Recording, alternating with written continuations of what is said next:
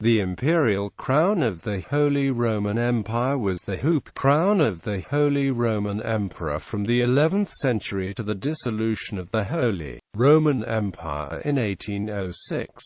The crown was used in the coronation of the King of the Romans, the title assumed by the emperor-elect immediately after his election. It was made in the late 10th or early 11th century. Unlike many other crowns, it has an octagonal rather than a circular shape, and is constructed from 8 hinged plates. The plate in the front of the crown is surmounted by a cross with a single arch linking it to a plate at the rear of the crown. The crown is now exhibited at the Hofburg in Vienna. History. The crown was made probably somewhere in western Germany, either under Otto I, by Conrad II or Conrad III during the late 10th and early 11th centuries. The first preserved mention of it is from the 12th century, assuming it is the same crown, which seems very probable. Most of the kings of the Romans of the Holy Roman Empire were crowned with it, along with the imperial cross, the imperial sword, and the holy lance. The crown was the most important part of the imperial regalia. During the coronation, it was given to the new king along with the scepter and the imperial orb. The imperial regalia of the Holy Roman Empire, especially the imperial crown, were kept from 1349 to 1421 in Bohemia, where the Karlstein castle was built to protect them. Between 1424 to 1796 they were all kept in Nuremberg, Franconia, and could only leave the city for the coronation. Currently, the crown and the rest of the imperial regalia are exhibited at the Hofburg in Vienna, officially, until there is again a Holy Roman Emperor of the German nation. An identical copy is in Aachen in Germany in the Krönungssaal of Charlemagne's former palace, now the town hall. There are also copies of the crown and regalia in the Historic Museum of Frankfurt. As most of the later emperors were crowned in the cathedral of the city, as well in the fortress of Trifels in the electorate of the Palatinate, where the imperial crown was stored in medieval times. The newest authorized copy is kept in the Czech castle of Karlstein along with a copy of the crown of St. Wenceslas. Appearance. The imperial crown does not look like most more modern crowns. The crown does not have a round shape, but an octagonal one. Instead of a ring, it has 8 hinged plates which are arched at the top. 2 strips of iron, riveted with golden rivets to the plates, hold the crown together and give it its octagonal shape. At what point these iron strips were installed is unknown. Before the addition of the rings, the plates were held together by long golden pins, thus making it possible to separate the plates and the arch for easier transport. Each plate of the crown is made out of a high-carat gold, around 22 carats, which gives the crown a buttery color, and is studded with pearls and precious stones. The stones are not cut into facets, but rather polished into rounded shapes. This technique is an ancient one, and gemstones like this are described as being encabochon, which are still made to this day. The pearls and the stones were put into openings that were cut into the metal, and fastened with thin wires. The effect was that when the light shone in, the stones looked as if they would shine from within. The crown is decorated with 144 precious stones and about the same number of pearls. Similar gem-studded styles of decoration were used for precious objects of a number of types at this period, in particular religious ones such as reliquaries, crux gemata, or processional or altar crosses such as the Cross of Lothair, and book covers such as that of the Codex Aureus of St. Emrem and Codex Aureus of Actinash. 4 smaller plaques bear pictorial representations of figures and scenes from the Bible and inscriptions in cloisonné enamel, in the Byzantine Cinq Chmel style.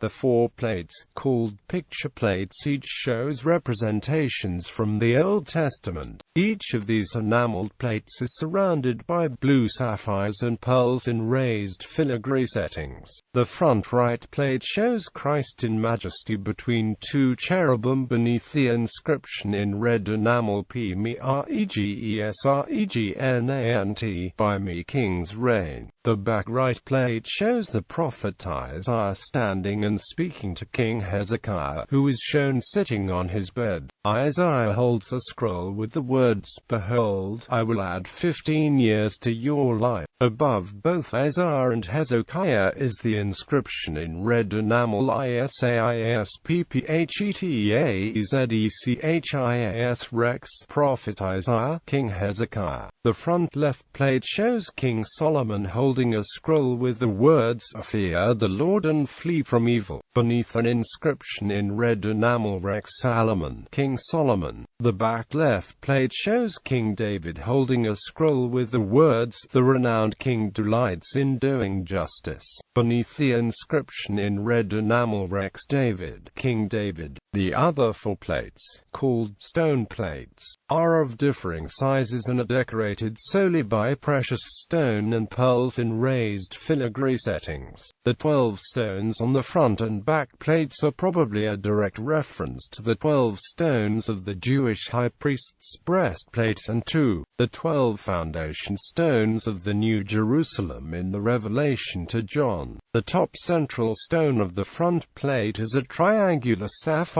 which replaces a famous stone, now lost, which was known as the Ways. Probably a large white opal with a wine-red fire, or possibly a singularly brilliant garnet, a red zircon, and the subject of much legendary medieval lore. The medieval theologian and philosopher Albert the Great wrote about it in 1250. The orphan is a jewel in the crown of the Roman emperor. Because the like of it has never been seen elsewhere, it is called the orphan. It has the color of wine, of delicate red wine, and it is as if the dazzling white of snow penetrates the bright wine red, and yet it remains dormant in this redness. The gem shines powerfully, and it is said that it once even shone at night, but not in our time. But it is said to preserve the honor of the empire. How or why it was removed from the imperial crown is not known. The last mention of it is in an inventory ordered by Charles IV in 1350.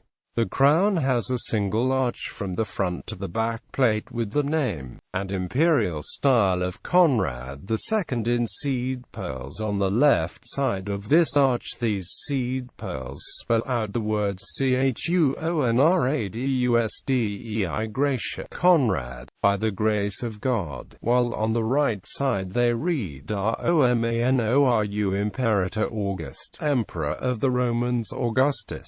Above the front plate and in front of the arch is a jeweled cross, originally a pectoral cross said to have belonged to Henry II, and only later attached to the imperial crown. There are also 3 small holes on each of the 2 side stone plates from which chains with pendant jewels, known as pendilia, like those still found on the Hungarian Holy Crown of St. Stephen, probably hung. The present red velvet cap on the inside of the crown dates from the 17th century.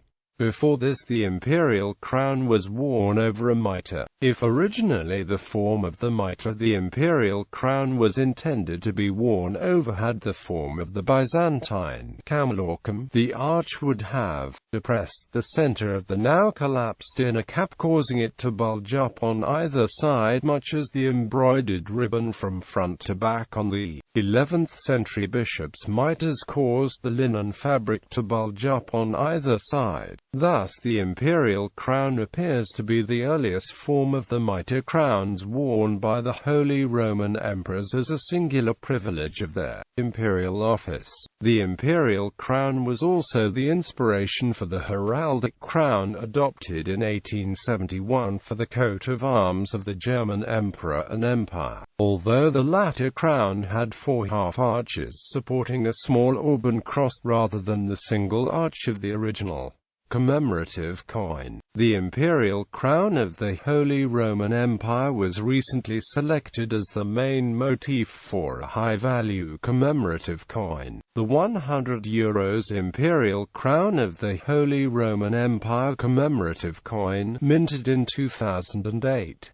The obverse shows the Imperial Crown of the Holy Roman Empire. The reverse shows the Emperor Otto I with the old St. Peter's Basilica in Rome in the background, where his coronation took place.